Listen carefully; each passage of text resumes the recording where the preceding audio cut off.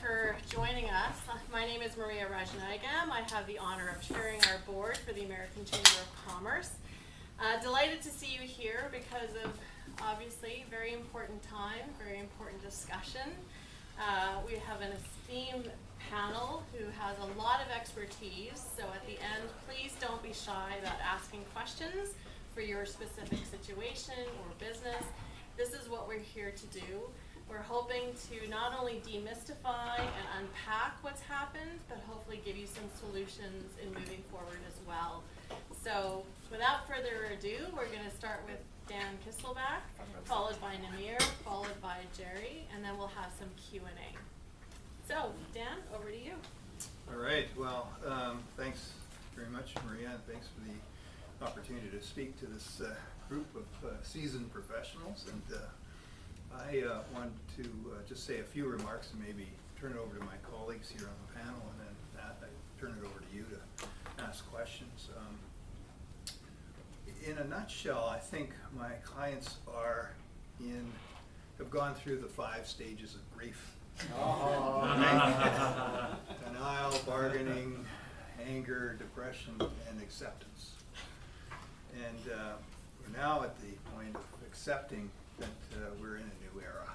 Right? And the Prime Minister has acknowledged as much, that the old U.S.-Canada relationship is over, and if it's over, we're entering into a new relationship. And so we'll probably be in discussions about what comes next with the Prime Minister, whoever that may be in the future, and the President and the Mexican President. So, there's been a lot said about the different tariffs that are being put in place, and there's been some criticism about how the tariffs have been arrived at. I think one economist described it this way: if you were trying to find your weight and you divided it by your height and your birthday, that's how you would get there. So it doesn't make a lot of sense to people. Some people are very upset about it, but it's the reality. In terms of where we are in Canada, the tariffs are a big deal for us. The U.S. has been 30% of our economy. We export 75% of our exports go to the U.S., but for the U.S., 3% of it. Canada's 3% of its economy. So putting in retaliatory tariffs, they are symbolic, they have some value, but it's not going to have the same economic impact as tariffs do on Canada. So we've got a bit of a problem. There are certain things that you have to recognize. We still are able to use the treaty, the Canada-U.S.-Mexico Agreement, USMCA, or TMEC, I guess is what it's called in Mexico. And about 33% of the goods that go into the United States are covered by a statement of that it's CUSMA eligible, that you follow the rules of origin and that you can get the goods in that way. That leaves 2/3 by my calculation of goods that aren't going in covered by a statement. And I think that's because folks have taken a casual attitude to things. If the tariff, the U.S. tariff, is 0, there's no point in going through the hoops of showing that it also qualifies for 0 duty under the treaty. So people have been, bundling services and goods together, coming up with a value, and now they're going to try to unbundle them and lawfully reduce the value for duty of goods as they go into the United States. There's going to be various different things, reclassifying from a widget to a gidget in order to try to find the most favorable duty rate, fitting within the rules of origin. These basic things are going to be very important. And the U.S. government is going to be, the CBP are going to be instructed to enforce the law, right? When the NAFTA came into being, I think the estimates were that 50% of all statements of origin, certificates of origin, were bogus, right? So there's an incentive to fudge the system. And so the government's going to be on watch for that. So we've decided to slap on some tariffs. We've got 25% on certain goods. The U.S. It's aluminum and steel and vehicles, and I think there was chips and so forth that were going to be considered or had been considered. It's hard for me to follow it all. And so we've had 2 rounds of surtax, which is our retaliatory measure at 25% on certain bundles of goods, somewhere in the neighborhood of $30 million each, and now $125 million more possibly will be imposed. The consultations for this 3rd round of goods ended yesterday, and so we'll hear more about that later on. What we're advising our clients to do from a business standpoint, we have clients that come to us and say, how do we cope?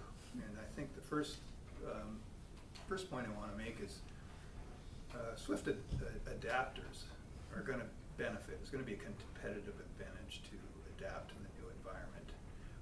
Many folks have been just waiting to see what's going on, and now we kind of know what's going to happen, at least in the short term.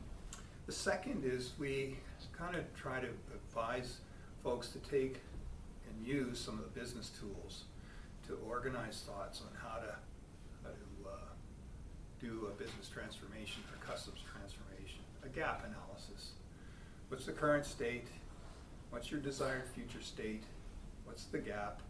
And how do you fill the gap? So you've got duties at 25% on your goods. What's the fix?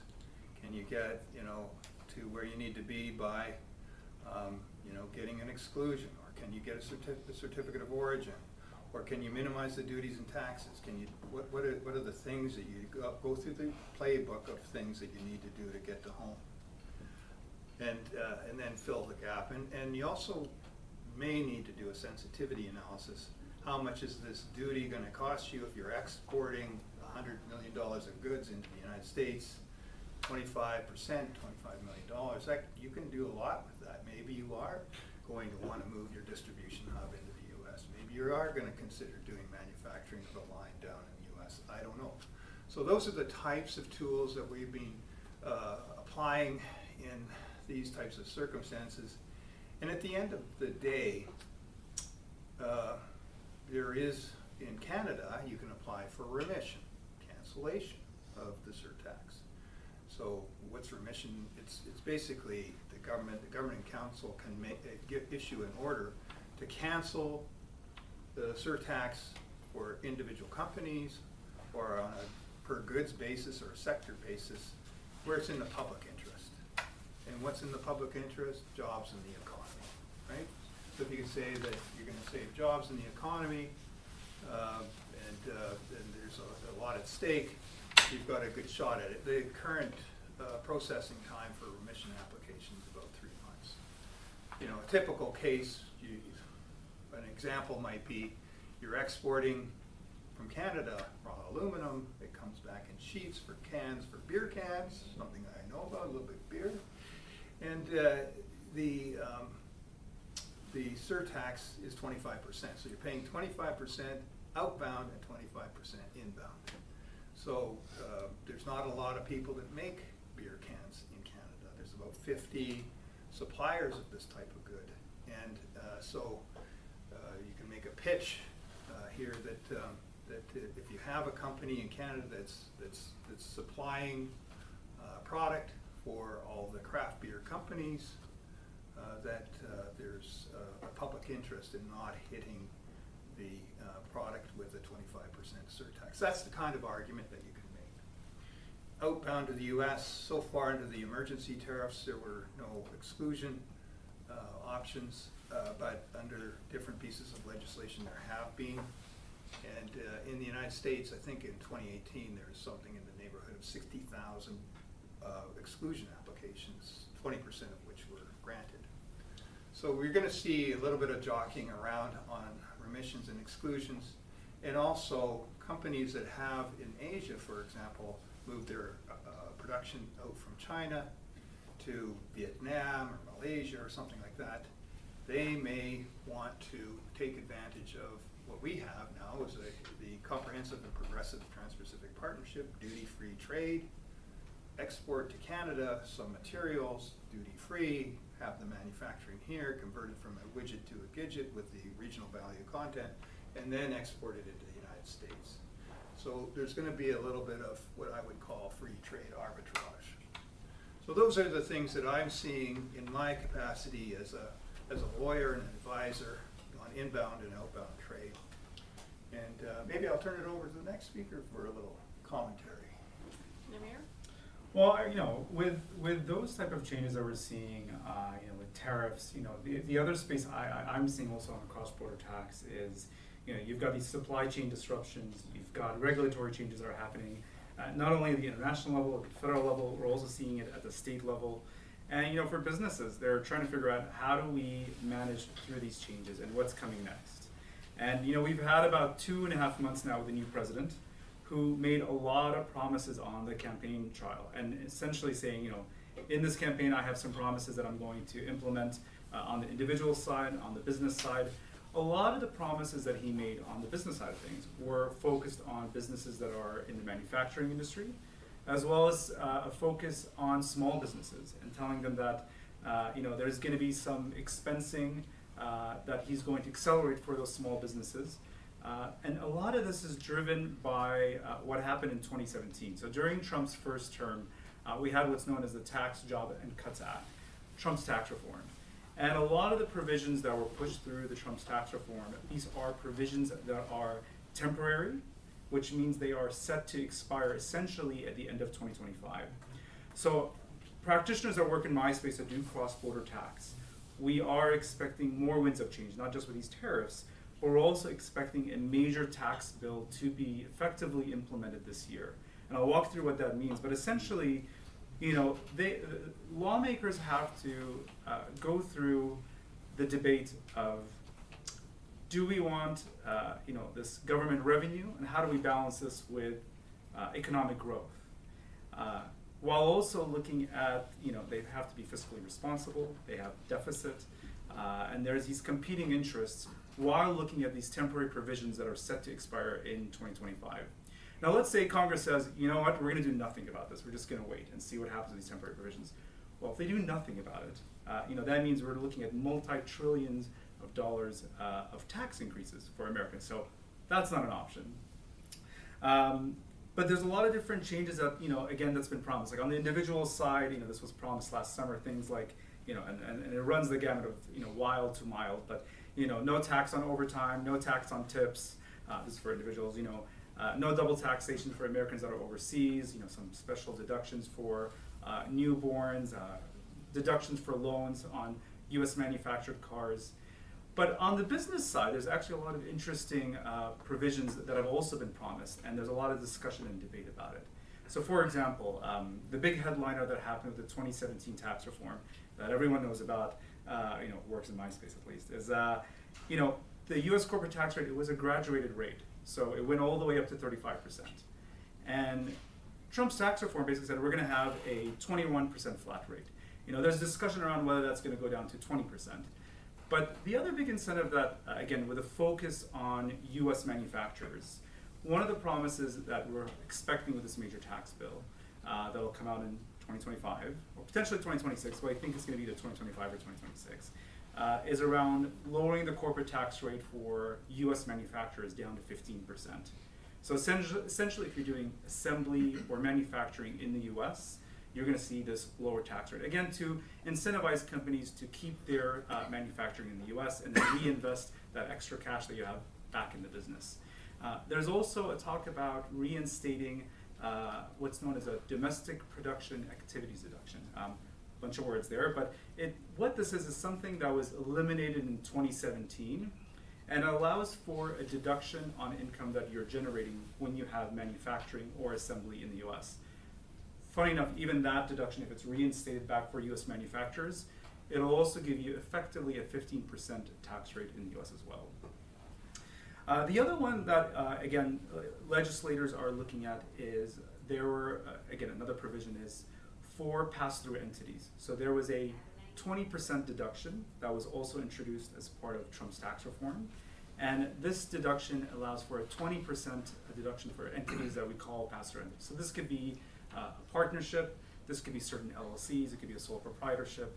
And that pass-through deduction is set to also expire at the end of 2025. So, when we talk to our clients, for example, and they have a pass-through entity, one of the discussions we have with them is, look, legislators, lawmakers in the US have a lot of different levers they could do here. They can either modify these temporary provisions that are set to expire, they can extend them, or they could just delete them altogether.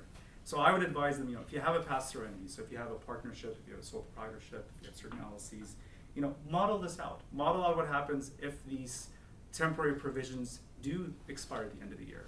Model out what your tax looks like with this 20% deduction versus maybe going through an alternative structure like a corporation. So there's different modeling that needs to happen based on how this tax bill goes. The other one that's also made a lot of buzz, again with Trump's tax reform, is what's known as bonus depreciation. So bonus depreciation is a temporary provision as well that allowed for companies to have 100% capital expensing. So whenever you're buying new property, new equipment, you're getting an immediate tax relief. You get to deduct it in the year that it's placed in service. Now that happened in 2017. That 100% expensing continued all the way till 2022. And then it started to phase down. So each year it went down to 80%, and then 60%, and then it goes all the way to 0% in 2027. So part of the reason why there's a lot of eyes on where things can go from a tax perspective is, businesses, especially those in the manufacturing industry, they're looking for some insight on whether these type of provisions are going to be reversed. Are you going to extend that 100% deduction? Because that's a really good way to incentivize companies to, again, buy new capital, get new equipment, and again, reinvest in the US market. The other one that comes to mind is, and this again was something that came from the Trump's tax reform in 2017, Tax Jobs and Cuts Act, is if you're a multinational corporation, and so you're operating in the US and Canada, and let's say you're a US corporation with a foreign subsidiary, like a Canadian subsidiary that you control. One of the changes of Trump's tax reform is your earnings in that foreign entity, so your earnings in a Canadian subsidiary, they're going to be subject to what's known as a GILTI tax. So essentially you're getting taxed as a US corporation owning a foreign subsidiary's earnings. And that GILTI tax, that tax is subject to go up at the end of this year. So what does that mean? Well, if Congress does nothing and just says, let's keep this as is, well, it'll mean that there's going to be a lot less incentive for American companies to expand abroad or keep those profits in a Canadian subsidiary. The other one that comes to mind, again, with all these temporary provisions that are set to expire at the end of 2025, is something known as a FDII deduction. You don't need to remember the acronym, but just know the concept of it. This is a deduction that was, again, generated from 2017 to allow an incentive for companies in the US that have their intellectual property housed in the US. So if you are either providing services to a company that's outside the US, or you are an export business and you're making your income from the intellectual property that's housed in the US, you get this FDII deduction. Now that FDII deduction is going to go down at the end of this year, so it starts to sunset towards the end of this year. So there's conversations there as well around, are they going to look at this and say, we're not going to help companies that are keeping their IP in the US, or potentially, if it does go down, so if that deduction is reduced, will companies that export from the US to foreign markets have price pressures where they're going to feel that they're going to need to lower their prices now to stay competitive, knowing that they're no longer getting access to this deduction? So there's a lot of different changes that are happening here. And one misnomer that happens with kind of what the American political scene is a lot of people think, well, the Republicans control the House, the Senate, the President, so this tax legislation is going to just come right through and they're not going to have any issues passing new tax law. But the reality is, with the US Congress, you've got the House of Representatives and you've got the Senate. And with the House of Representatives, the Republicans have a very slim majority. And so what that means is, with a slim majority, they still need to be playing bipartisanship. And what that means is also, if you have any dissent, you have any defectors, somebody who says, you know what, I don't really agree with where this is going, they're not going to be able to pass a bill. And then with the Senate, you've got 100 seats. And so to be able to pass what's known as a filibuster. So what is a filibuster? Filibuster means that you need to have at least 60 votes in the Senate to be able to make sure that the Senate's not going to delay or block any sort of legislation that you're passing through. So that would be what I'd call, a general legislation. If you want how most legislation goes through, that's the process. The Republicans have only 53 seats. So they actually don't meet that number over 60 in the Senate to be able to pass legislation quickly. So they would have to go through that filibuster process where it could be delayed, it could be blocked. So what we expect to happen for a tax bill to be implemented in 2025 is a similar process that happened in 2017 with the Trump tax reform, what's known as the Tax Jobs and Cuts Act. They use what's known as the budget reconciliation process. And the way the budget reconciliation process works is you just need a simple majority. You just need over 50 votes. And so they've got that, and they'll be able to pass this tax bill through the budget reconciliation process. And the way that works is the budget reconciliation process means that when you pass legislation through this route, it needs to be related to debt or revenue, something around budget. And you have a 10-year window for what this budget reconciliation looks like. So any sort of tax cuts that you have, they have to be balanced by revenue raisers through that 10 years. So you can't have a net deficit through that 10 years. You need to balance that out. This, by the way, ties to the discussion that Daniel was having, because a lot of these different revenue-raising headlines that we're seeing that the U.S. is doing, the U.S. has to find ways, if they're going to, again, if they do nothing, and we have trillions of dollars of tax increases for Americans, they're not going to be happy about that. So they're going to find a way to extend this legislation, extend these temporary provisions, allow these tax cuts to continue, but they have to do it in a way where they're finding revenue raisers that can offset what would happen if they were to extend some of these provisions that are set to expire at the end of the year. So lots of changes coming. I think it's going to keep things interesting, not just only on the tariffs front. I think on the tax front, we're going to see some pretty significant tax reform. And it's coming to a headline near you. Jerry? Well, I'm the fill-in. My son-in-law, Carson Hamill, was supposed to be the speaker today, but he's in Florida with the family at Disney World, so he's having fun.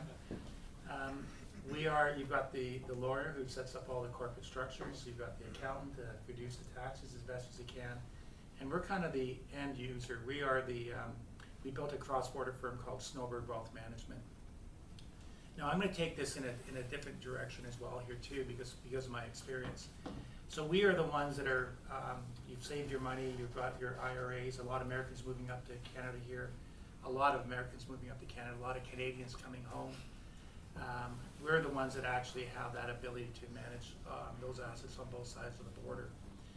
Now we took it one step further. About 8 years ago, we created a platform that really allowed us to really build out kind of a voice, have connections and education. We put that together and it's a podcast called the Snowbirds Expat Radio Podcast. And Steve Flynn, we've got a show coming up in the next couple of weeks, I believe. We'll be talking about all these Americans, these snowbirds that are living in places like Maui, where I live, Maui and these Arizonas and the Californias and Florida. And is it the perfect storm with the Canadian dollar the way it is, and of course all this political uncertainty? We'll be doing a podcast on that. But we built this platform through 2 apps. One's called the Snowbird US Day Tracker. All those snowbirds have so many rules that they have to follow. And most recently, Donald Trump introduced another homeland security concern of all those older people going down south that they got rules that they can't, if they spend more than 30 days, they're going to have to follow through this new organization. So the snowbirds have been more concerned and worried, not only going down, but even coming home.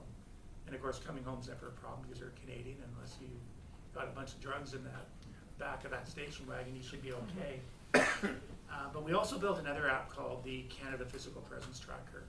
What that is for all those Americans that come up to Canada here, they have these certain rules that they have to follow in order for them to qualify for their citizenship. they have to be physically present so many days in order to apply for citizenship. So we have that going on, which is very, very concerning with everybody. I mean, these snowbirds are worried. These Canadians that own these residents in the United States are worried. And then I'm one of those Canadians that actually that have a visa. I live a big chunk of my life in Maui. And Steve asked me earlier, he said, how did the Americans feel about you? And well, first of all, Hawaii is a democratic state. Right. So we're okay. They do love us. And if you're a lousy golfer and you're constantly distributing funds to them every golf bet you lose on Friday at the members game, they love me even more. It's a big expense when you're losing these bets and you gotta pay US dollars. But this business, the cross-border space on what we're doing has got to be, it's unbelievable. The amount of traffic that you're receiving from people. And we build enough content out there. And even the guests that we have, may it be immigration lawyers, cross-border accountants, you name it. We've got some great knowledge out there for everybody. I'm thinking of how many people that want to be a guest on our podcast over the next 6 months. But it's a very interesting time, and even today, and our firm, our dealership, Snowbird Wealth Management, is part of Raymond James. So we do have a full-time Washington correspondent down in Washington, a fellow named Ed Mills. We were on the call at 7 o'clock this morning, and I'll tell you, I mean, nobody knows. All the economists, for the first time ever, are agreeing this might be the stupidest thing anybody could ever come up with. But it is so concerning for people, because what do you tell them? And sadly, I'm an optimist, and I apologize for it. I still think that 2007 was a major event when we went through a financial crisis. What banks would fail, what banks were going to continue to move on. I found that to be probably the worst time I've ever experienced in the business. And then we had COVID, which was a lot of uncertainty as well too. I spoke to an American today, a client in Maui, and you got to be you got to be so careful in this business. I feel like right now I'm the child of the two parents that are divorcing, and you got to love them equally. But this one client of ours, strong Democrat, big supporter of Donald Trump, he said, we've been fairly untreated here for decades. We've paid the price, and I'm just, you can't really form political opinions in this business. At least I find that. Yep. And I just listened, hoping that we would talk about something else, like my bad golf or something. But it's a very interesting time, and like I said, I'm very optimistic. I sure hope that somebody will step up, because I remember back in 2007, if it wasn't for Ben Bernanke, Hank Polson, and Timothy Geithner, for those three guys to come together. Those guys, I don't even know whatever happened to Timothy Geithner, but those three people came together, and we were able to solve and move on that financial crisis. And that went on from, I think it was the fall of 2008, 2007, all the way up to March 9th, 2009. So it was about a 17, 18-month period. I found that a lot more difficult than what we're experiencing now, because this thing could be over tomorrow. If all of a sudden, and everybody's saying you got to check your phone weekly, hourly, every minute you got to check to see what's happening, and the market just takes off, and there's something positive going on. And this is where it's difficult from a portfolio manager's position, is you don't want to hurt anybody long term. You don't want to get too caught up. Any money that should be managed over the next 3 to 5 years should not, if it's a 1 or a 2 year period, should never be in the market, regardless. So I don't think anybody's getting hurt on our side. But it's been very, very interesting. And like I say, our position of being over in Maui and hanging out with all these Americans. And I'll tell you, this is the last story I'm going to tell you. 2 years ago, I had these two guys from the music business were golfing with us. And one was a little bass player. I talked to someone and said, I think Tom said that Mick Fleetwood was over with his blues band. Hall in New Vic, yeah.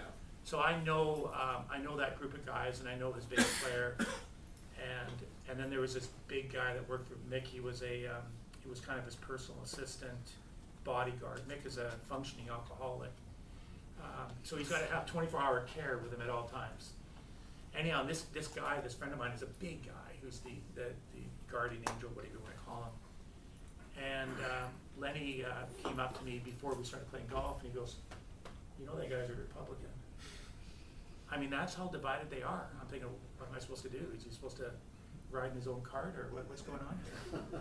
But they are so divided, the American people right now. And I think Canada, obviously this is an opportunity for Canada to get united, because outside of sports, I was one of those guys, I didn't care what was going on in Quebec. I didn't care what was going on in New Brunswick. But as soon as there was a hockey game on, or the Four Nations Cup, man, we were united. So hopefully we have some politics going forward that will unite Canada, because I find all this stuff very, very interesting. I use the word interesting. Is it stressful? I think it is for clients, but I think we'll get through it. So I'm the fill-in. Thanks, Jerry. So before we open up to questions, I'm just going to go back to our panel for a few different topics. Dan, a lot of people are wondering if this is permanent or temporary, this whole structural change, and I think that's where people are drawing the uncertainty from. In your opinion or estimation or your magical ball, do you think the tariffs are here to stay in terms of doing the structural reform? Okay, And well, what I'm are gonna you get my advising? Ouija board out. You know, every year, the US government comes out with something, I think it's called the National Estimate or something, and it lists all the grievances around the world that the US has against its trading partners. And Canada's on the hit parade for various things, and dairy and the supply management system, I'm sure everybody's here has heard all about it. There's other things. Softwood lumber has been a decades and decades old dispute.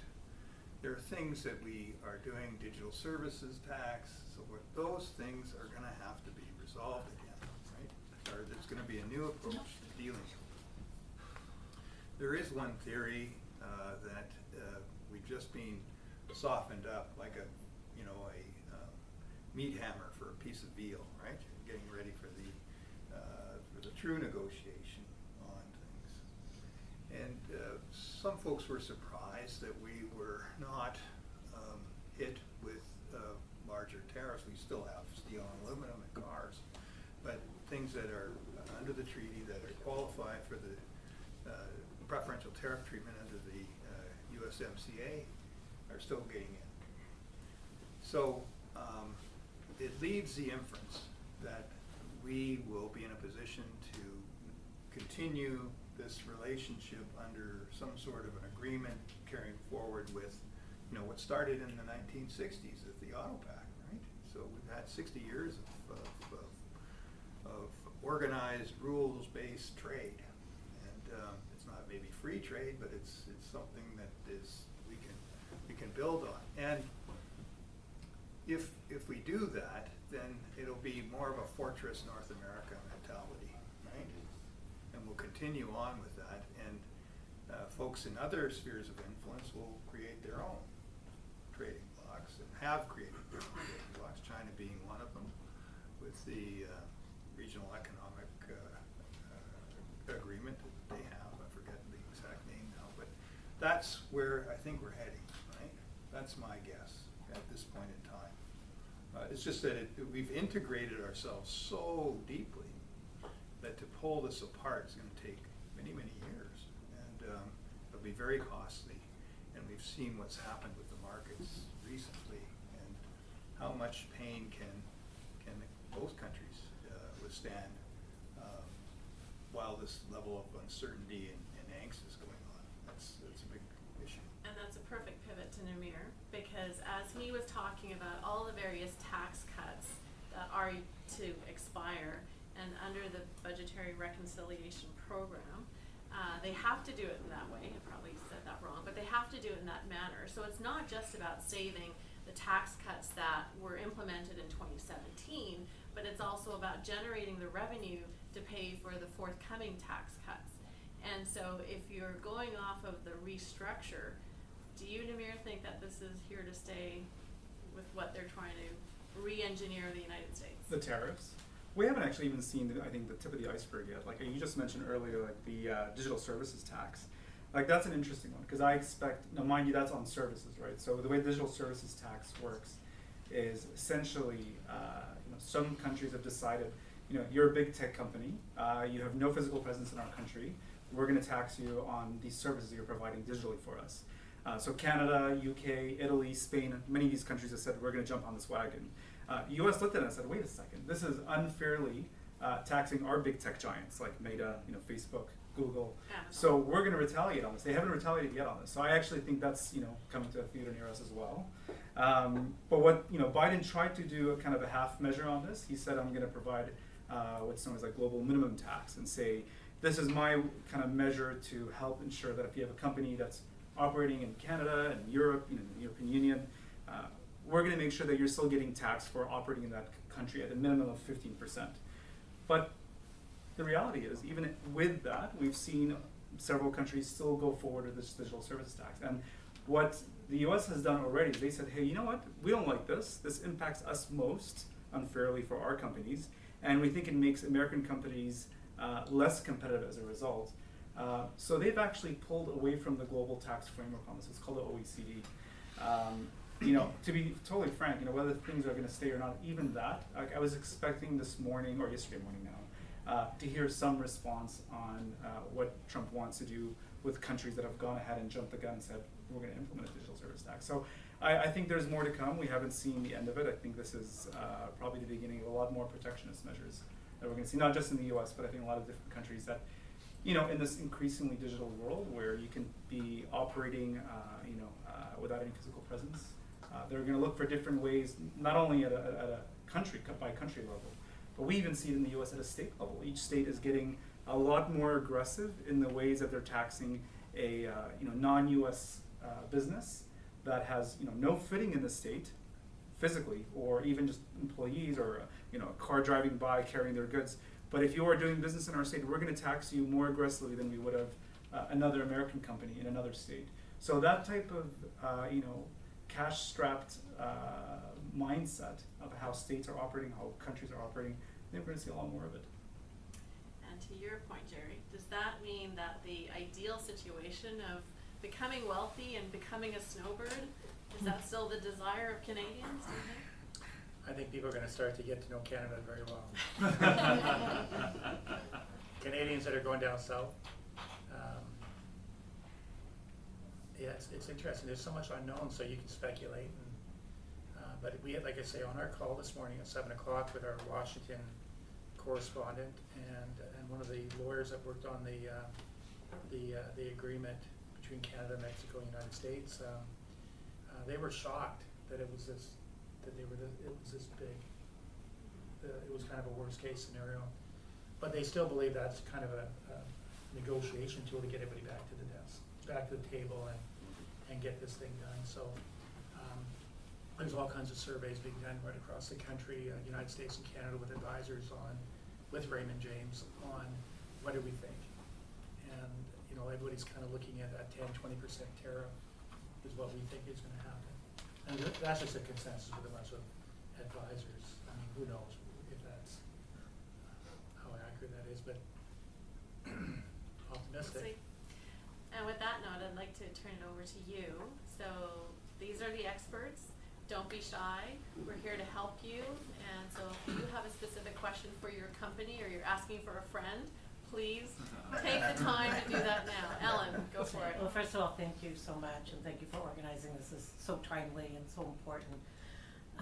Namir, I just wanted to go back to what you were saying in terms of so today, 4 Republicans have already gone with sort of the Democrats in terms of the Canadian tariffs. So I think I'm a dual citizen, born in Canada, but half my life in both. And U.S. is a big country, and half the country does not agree, probably more than half. There's also voter regret.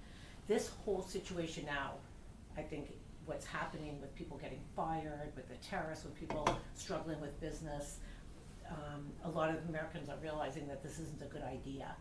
And so the whole idea of this, and I'll be very quick, just this whole executive order with the tariffs had to do with the fentanyl and terrorists, and it was under an executive order. An executive order has to be an emergency, and this wasn't really considered an emergency, so I know there's a lot of lawsuits pending.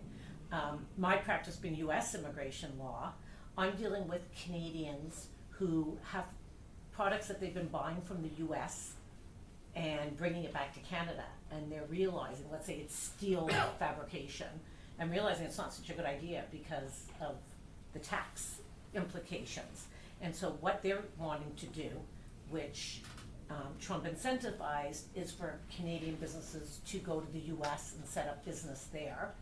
And so they need a visa, and the increase in terms of the dollar, and they're kind of struggling with all of this, and then also working in the US and reporting with taxes and FBAR and everything else. It's really not that easy. Mm-hmm. And the other part of it is the bifurcation of the product. So they have a product, one thing I was talking about is separating out the product from the service so they're not taxed, and then also a lot of products have pieces from all over in different countries. So how do you navigate this in terms of advising someone tax-wise if they want to go ahead to the US and set up their business, giving all these moving parts? I mean, I can tell you one of the opening conversation points I have with a lot of our clients on this, because we are getting calls asking, hey, should I be worried, and what do I do in this uncertain political environment, these changes that are happening so fast we can't keep up.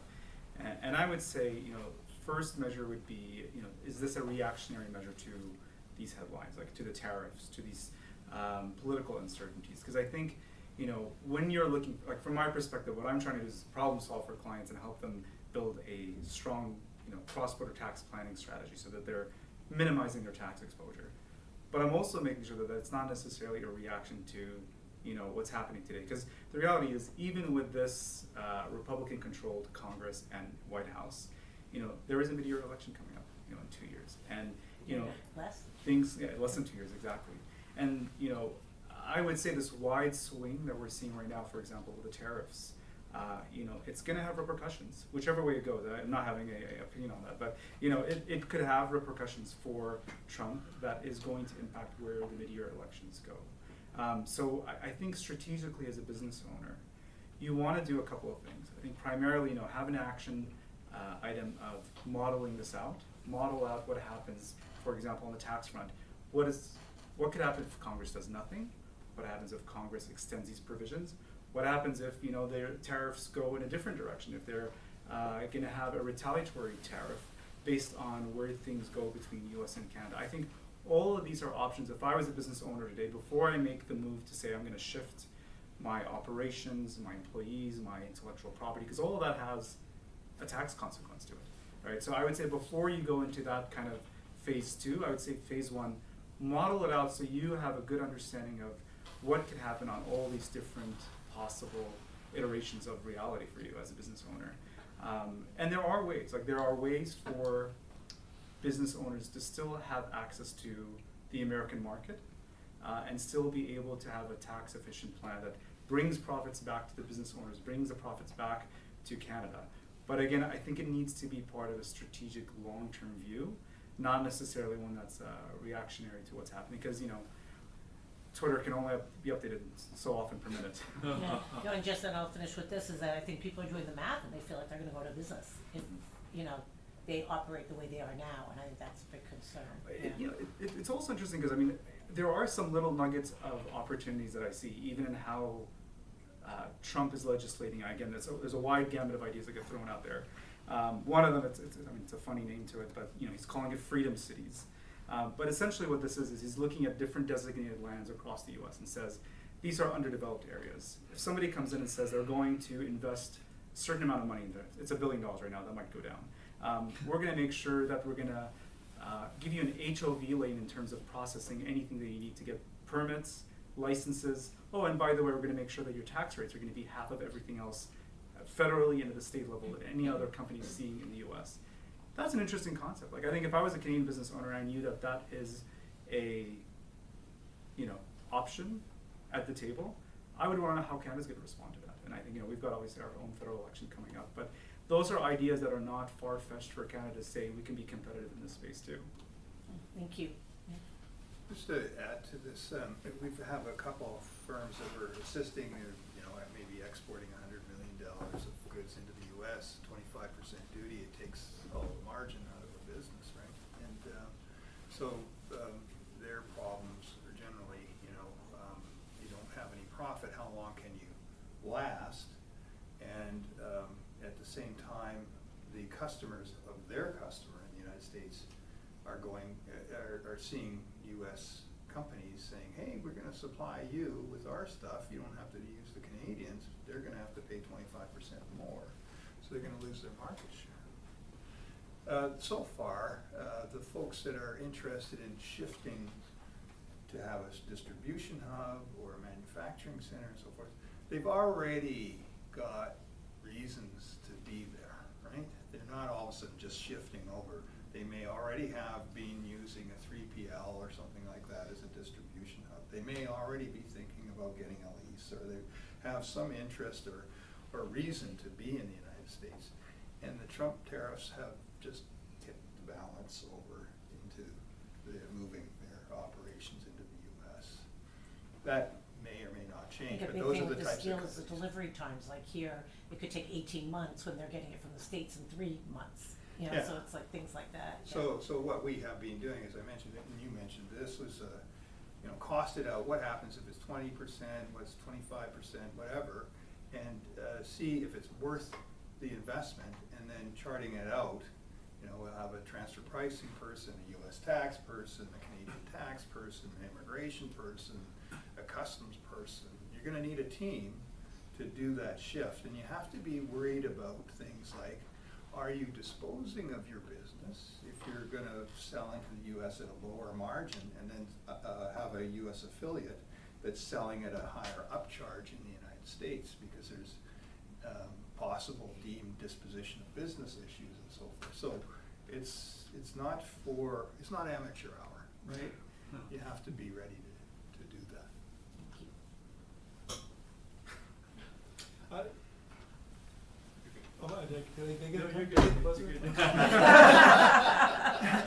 Dan, quick question. So on transfer pricing, and I'm always curious, and one of the things with transfer pricing is we always look from an income tax perspective between two related companies and try and what's the best result.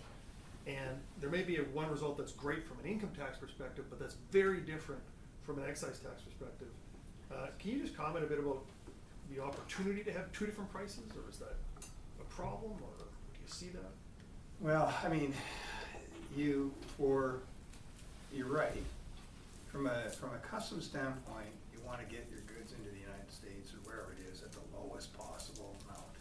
And that would mean, say, you're selling at a 5% upcharge to your affiliate, and you get the goods in and they sell for 20% upcharge to their customers, and it's not dutiable.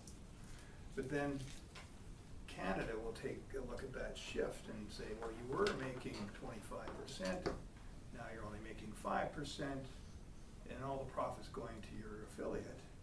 You wouldn't do that normally if it was a third party. So what you've really done is shifted, you've disposed of your business. And so there's different rules for customs purposes, and they call it a circumstance of sale test. For tax purposes, you have a transfer price, and you start, what would be basically a proper value having regard to what would be considered an arm's length price, right? It would be a sale between two unrelated parties, and you start off with that. There are different considerations because for transfer pricing, you want to have profit located in one place or another, and for customs, you want to minimize your value. So they may or may not be coincident. Your transfer price may be different than your customs value because there's a different piece of legislation and a different set of policies that apply. So that arbitrage exists and can be there's value to You have. can have a different price. You start off with your transfer price for tax purposes as a starting point, but then you have to make adjustments for custom value. They call it a circumstance of sale test in the United States, and the reason that they're different is that there's different pieces of legislation, and for customs you add in and you deduct out certain items. Go ahead. A question for Jerry. Do you anticipate any challenges with either snowbirds or Canadians traveling to the U.S. for business, either on TN, for business, or even applying for green cards or anything related to that? Well, that's more of an immigration lawyer question. Can ask me that. I mean, as for snowbirds traveling down south, the amount of calls we're getting, we're probably seeing people are concerned with these new rules.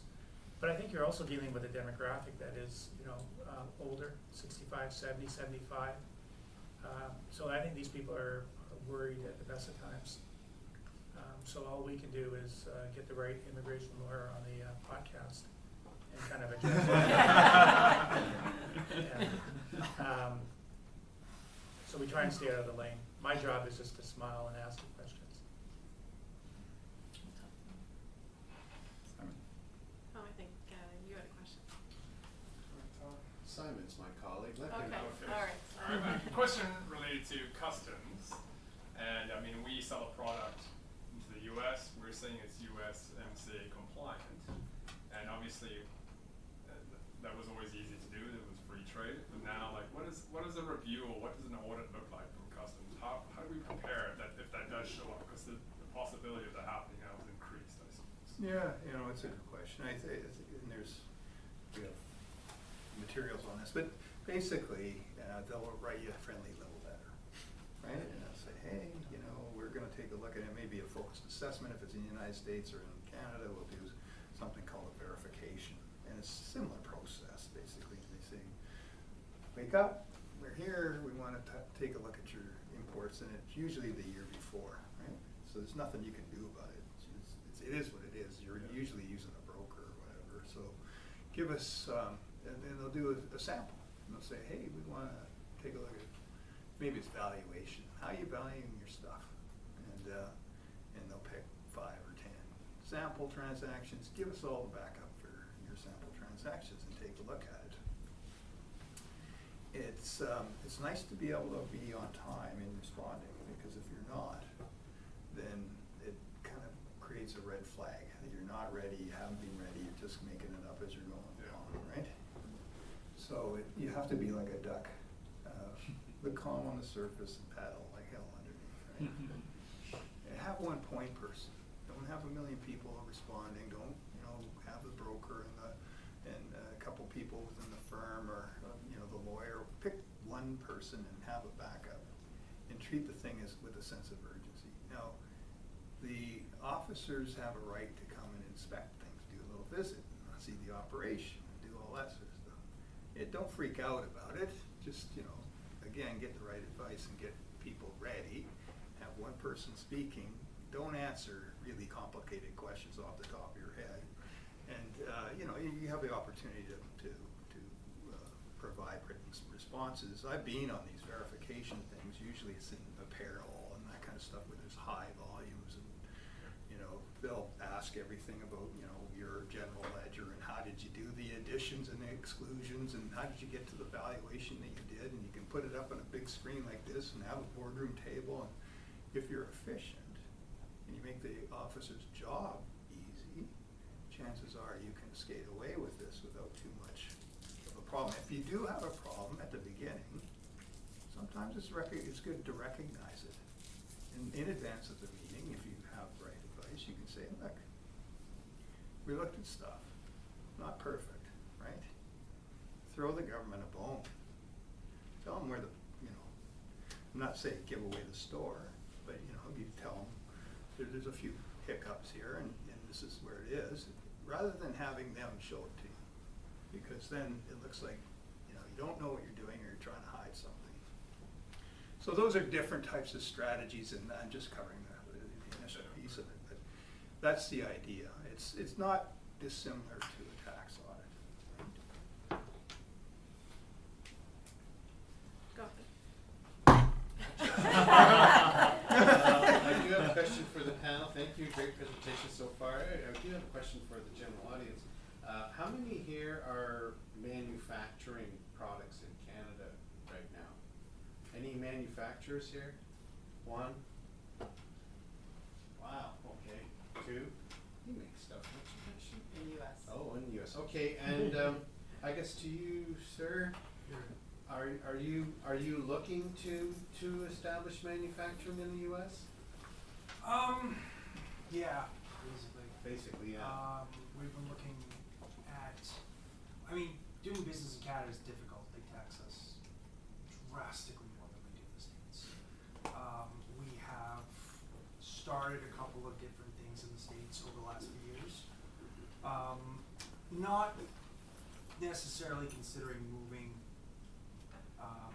Not moving, but manufacturing addition. down there, Yeah. but it's addition. Addition, I yeah. get quite a bit of business opportunities, especially in Seattle. Right. Don't know how I feel about doing work in Seattle. I prefer, I mean, it's just a smaller market. I mean, it's relatively similar here. For me, it would be a difficult, we do a lot of manufacturing installation. So it would actually be a relatively similar market than here, but it would be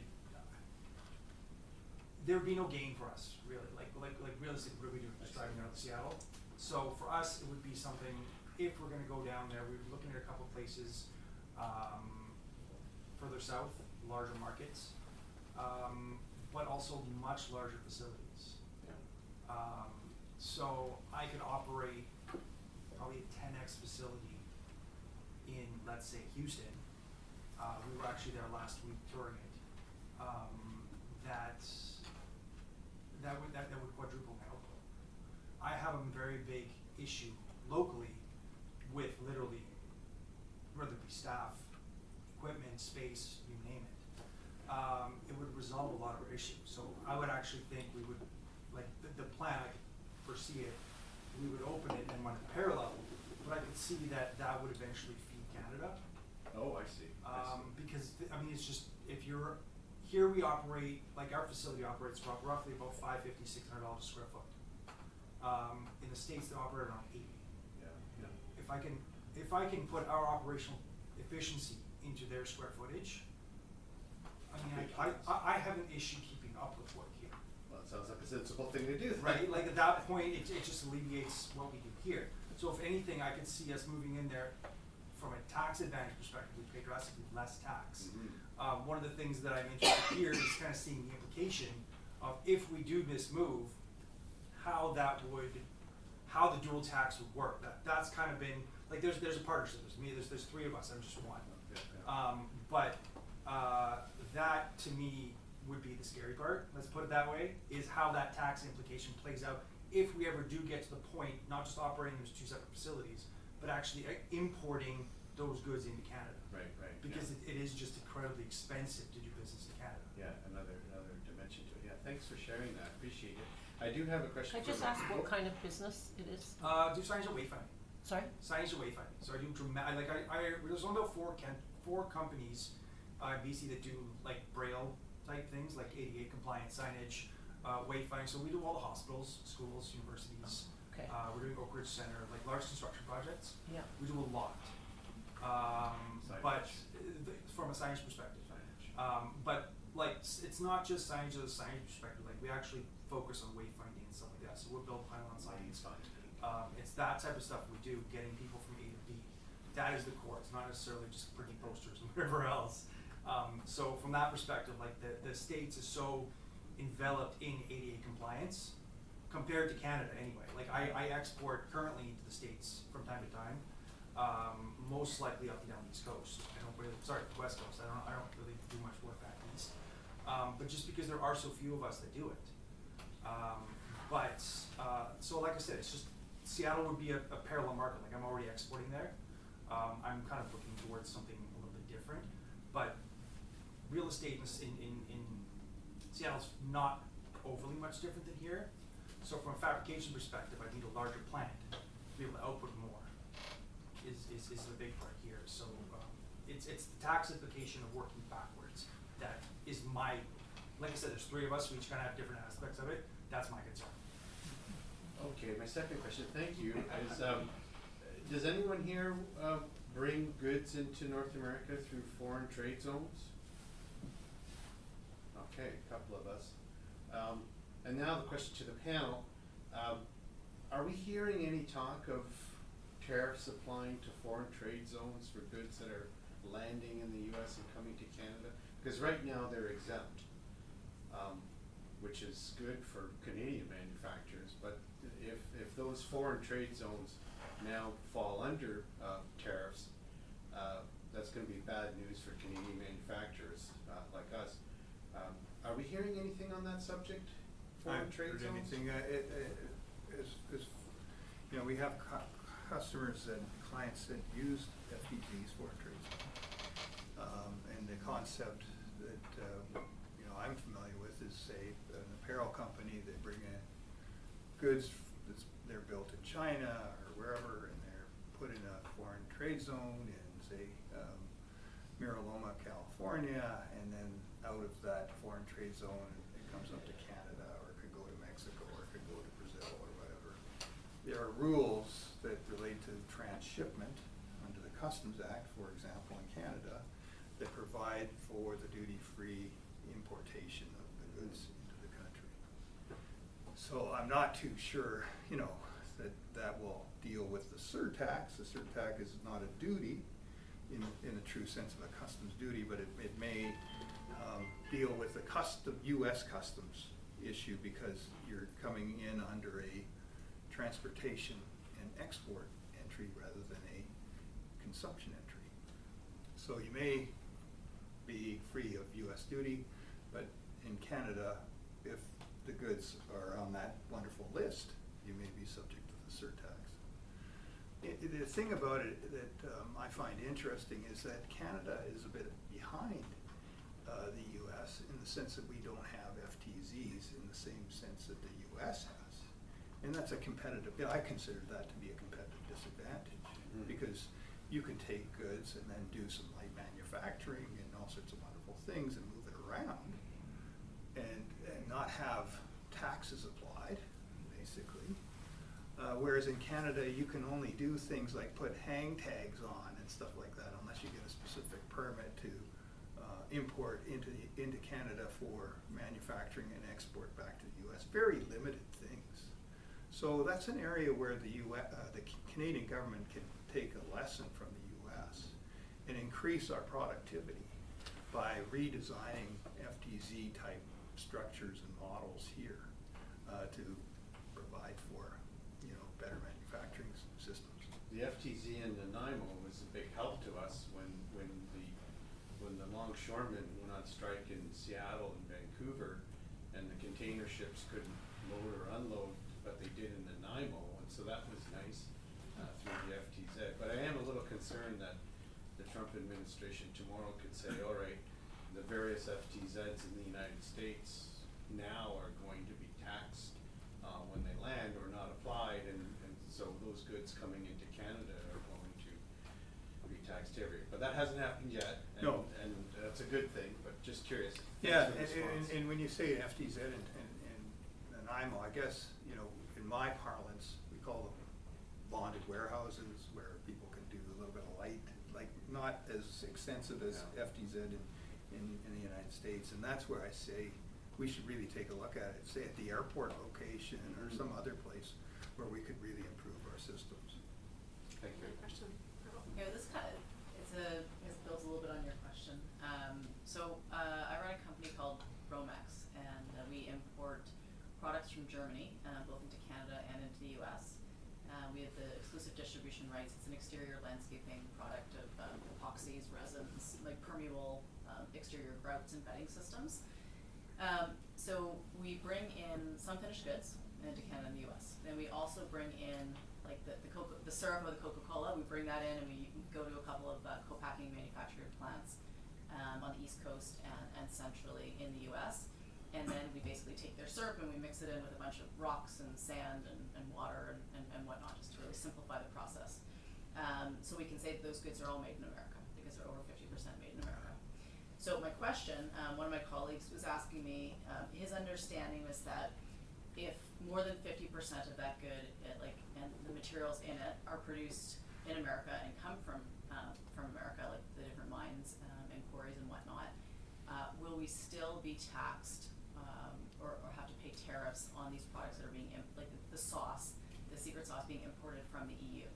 Would that be your understanding, or who do I ask that question to? Well, I mean, we've been talking about CUSMA and USMCA and so forth. There's rules of origin because we've got an agreement. Yeah. I'm not as familiar with the arrangements with the EU and the US, because in order to get it in under CUSMA, you have to have a tariff shift. You move it from a widget to a gidget, so those inputs that you mentioned have to be converted to a finished good, and you have to have a regional value content of, say, 60% or whatever under a certain methodology. So tariff shift, regional value content. So you have to take a look and see under what circumstances you have an agreement with, say, the source country with the United States, and what is the specific rule of origin for your product-specific rule of origin for your good, and that'll get you to your answer, right? Is there a tariff shift? They're usually very similar, these agreements, tariff shift and regional value content. And if you do qualify, then you can claim your preferential tariff treatment. So tariff, to say those two things again. Regional value content. Regional value content. Okay. And Yeah. tariff shift. So very simple, moving it from an input or material Yeah. out of that classification into some more finished good. That's the tariff shift. Okay. And the regional value content usually requires some amount within the territory between the countries Yeah. to come from that territory. So that's the regional value content rule. Okay. Okay. So take a look and see. It could be, I don't know, Croatia or Germany or wherever it's coming from. Mhm. Is there an agreement? And then is there a product-specific rule of origin? And if you want, you could just send me an email and I can see if we can quickly locate it for you. Okay. I'll probably do that. Okay? Thank you. And Dan, on the flip side of that, if there is no agreement, then it would be subject to the 37%. You're stuck with the whatever import tariff it is. Tariff that's currently in place. Because the rule is wherever the product was last substantially transformed is the place of origin. It's not from where it was shipped, it's where it was last transformed. Right, which is Germany. So that led me to my my second question, which is in reading the press release on the White House website this morning, I couldn't understand whether the 10% is the base, and then you're adding on 20% to the EU as a tariff, or you're adding 46% on for Vietnam, or is it is 10% the baseline and then you're adding that on top? Like, would the EU then be 20% plus 10%? I don't have it encyclopedic knowledgeable as tariffs, but I heard that some of the tariffs are going to be stacking tariffs, right? Okay, that's what I'm asking, yeah. Gentleman over there. Yeah, Dan, I have a question about remissions. Oh, yeah, You mentioned that remission applications are based on public interest. Tariffs are being implemented in public interest. Mhm. Where do you see remissions applications going, given we're doing this to ourselves to a certain extent? Yeah, sure. And what's the historic remissions? I think you said in the US they have a similar regime that's around a 30% success rate, but in Canada, what does the success rate look like? And I think you said they take about 3 months right now? Yeah. So it's a bit of a murky underworld. We work in the shadows a little bit. Mm-hmm. There is a tension between two public interests, right? There is the public interest of trying to put pressure on the U.S. in this case by applying tariffs, but recognizing that, again, we have, if our economy, if U.S. exports is 30% of our economy, only 3% of the U.S. economy, Canadian exports account for only 3% of the U.S. economy. So there's an imbalance there. So there's a countervailing public interest or counterbalancing public interest in maintaining jobs in the economy. So, you know, I mentioned the beer can example. There might be another one, like an elevator example, where there's only a few suppliers of elevators and parts and so forth. And it all comes basically from the US. We've got Canadian companies here, they have a lot of jobs in the economy. You don't want to have a problem with elevators in your buildings, right? So you're going to go to the Department of Finance and say, we don't think this surtax is going to work in this case for this particular supplier. It's going to put them out of business, and that's not going to help anybody here in Canada maintain their buildings, right? It's going to put people out of work. It's going to impact jobs in the economy, and it's a safety issue. But there's a lot more to it. There's like 12 headings they want you to hit, and you got to give them. It's the Department of Finance it goes to, so you package it up with data.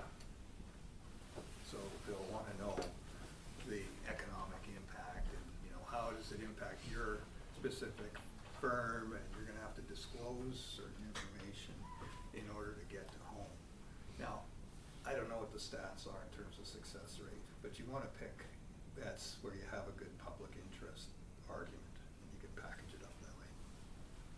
Make sense? Oh yeah. Sounds like a lot of work. Any other questions? Don't be shy. This is your time to ask. Just another thought that I had, you know, there's ways of dealing with your contracts. If you're supplying into the US, for example, or into Canada, and you've got an opportunity to take a look at your contracts, you might want to look at how to minimize or manage or shift your tariff risk, right? So you can take a look at, is there a price adjustment clause, right? Do you have something in there that will account for if the tariffs go up, for example? Who's paying for them? Like the Incoterms are usually used in these supply contracts to say, hey, you know, we're supplying these goods X works, which means at the factory, or it's delivery duty paid. You know, you own the problem, you're clearing the goods, whoever it is. Deal with that, take a look at that. You can have shorter duration contracts, which, you know, may be a way of minimizing risk. You can have a hardship clause, which says, you know, if the tariffs go over a certain threshold, you know, we want to renegotiate things.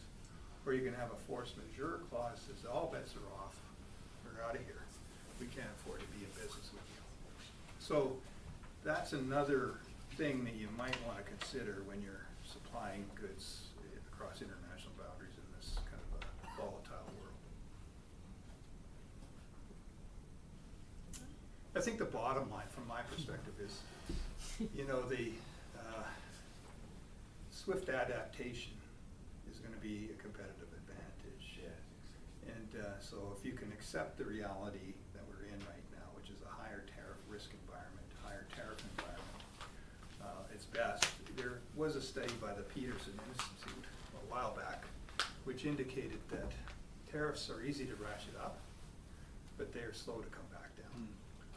And there was a study, I think it was the chicken wars or something like that, where the US was exporting to Germany and they're trying to sell their chickens and they couldn't get them. There was a tariff wall, and so the US put on a tariff on cars coming out of Europe. And the tariff is still there. This thing happened in the 60s, right? So it's not a good omen in terms of bringing things all back down to where we were, but it's an indicator of what could possibly happen. We could be stuck with the tariffs for a while yet. Not to be apocalyptic, but do you guys model what would happen if CUSMA didn't exist?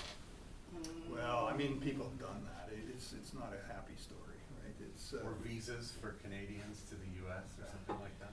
yeah, and so that's why we're very pleased. I mean, a couple of years ago, it was the first Trump administration, I think somebody had modeled it out. It would be like 4% of GDP or something like that. But Southwestern Ontario would be, you know, in a rough shape, right? It would be very tough.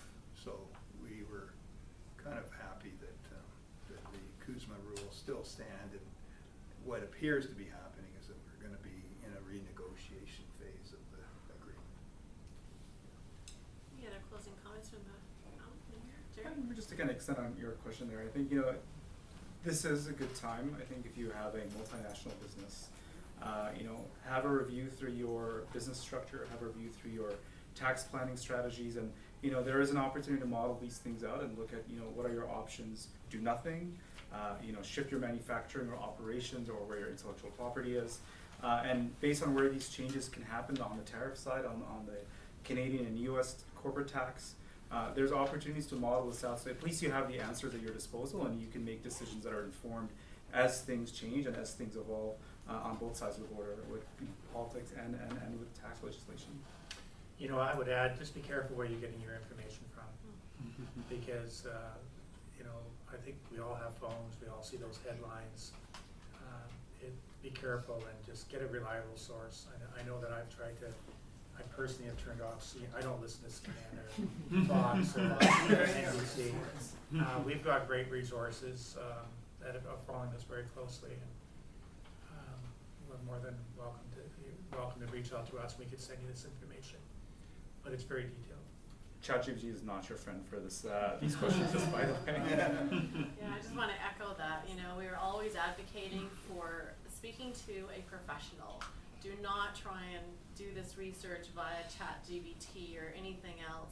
You don't want to pay for the mistakes that you make, because to correct that is not only time consuming, but it's very costly. So speak to these experts, the professionals who know the specific areas. This is what they do day in, day out. They'll be able to advise you and guide you so that you do it correctly. But at the end of the day, we certainly want you to all succeed in your endeavors, and we hope to have more of these forums. There is one program that we are looking at, which is called Select USA. You may have heard of it, and basically it outlines, where in the U.S., for example, you're looking at Texas, is that the best place for you to go and set up shop, things like that. So do stay tuned for more events where we're able to engage in dialogue, bring like-minded people together, and just help all of us through this shifting landscape. So with that, there is more food, I think, in the room, and feel free to network a little bit more. And thank you very much for coming, and we look forward to seeing you again sometime soon. Thank you.